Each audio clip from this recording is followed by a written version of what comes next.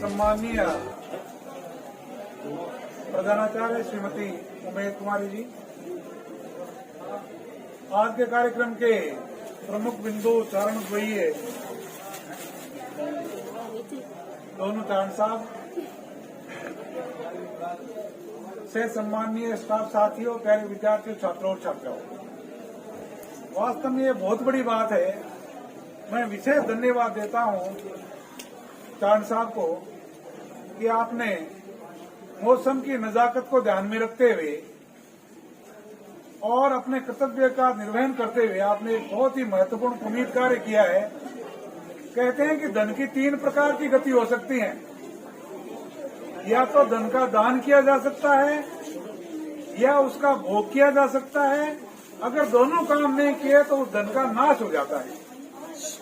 इसलिए आपने बहुत शानदार कार्यक्रम किया। इसके लिए मैं सीडीओ कार्यालय की ओर से आपको बहुत बहुत धन्यवाद देते हुए ईश्वर से कामना करता हूं कि परमात्मा आपकी श्री में खूब सारी बुद्धि करे।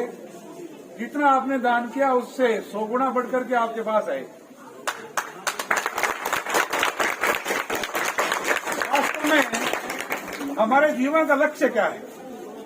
हमारे जीवन का लक्ष्य है एक ऐसा जीवन जीना जिसमें हर समय सुखद अनुभूति हो, प्रफुल्लन हो, एक अच्छा जीवन जिया जा सके। और इसके लिए व्यक्ति का जो चिंतन होता है वही महत्वपूर्ण होता है। एक अमेरिकन राइटर ने एक बहुत ही शानदार एक किताब लिखी थी, द सीक्रेट। उसमें उन्होंने बताया कि वास्तव में ये संसार जो है वो कैसा है, इसके लिए और कोई जिम्मेदार नहीं है, बल्कि वही जिम्मेदार है जो जीवन जी रहा है।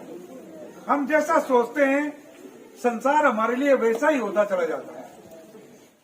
अगर हम पत्थर में ईश्वर को खोजने का प्रयास करते हैं तो उसमें ईश्वर प्रकट हो जाते हैं। और अगर एक अच्छे इंसान में हम बुराई देखने का प्रयास करते हैं तो हमें लगता है कि ये सब एक बुराइयों का पुतला है। तो व्यक्ति की दृष्टि महत्वपूर्ण होती है, व्यक्ति का चिंतन महत्वपूर्ण होता है।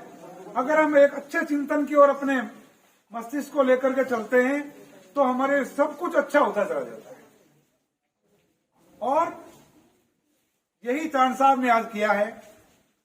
वास्तव में अच्छा चिंतन रखने वाले जो लोग हैं उनका जो लक्ष्य होता है उसको पूरा करने के लिए उस लक्ष्य में जितने सहायक तत्व हो सकते हैं वो सारे के सारे उसको सपोर्ट करने लगते हैं।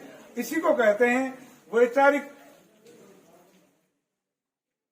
सक्रियता का सिद्धांत। हम जिस प्रकार का विचार करते हैं उसको पुष्ट करने वाली शक्तियां उसको पुष्ट करने के लिए भरपूर लग जाती हैं और वो सकारात्मक कार्य हम जो सोचते हैं वो पूरा हो जाता है।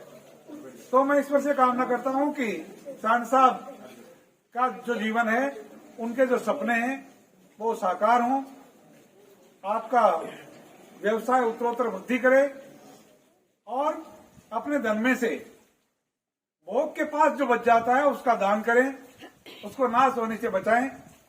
इसी कामना के साथ पूरे स्टाफ का बहुत बहुत धन्यवाद कि आपने सीबीओपी से हमें आहूत किया। थैंक यू, धन्यवाद।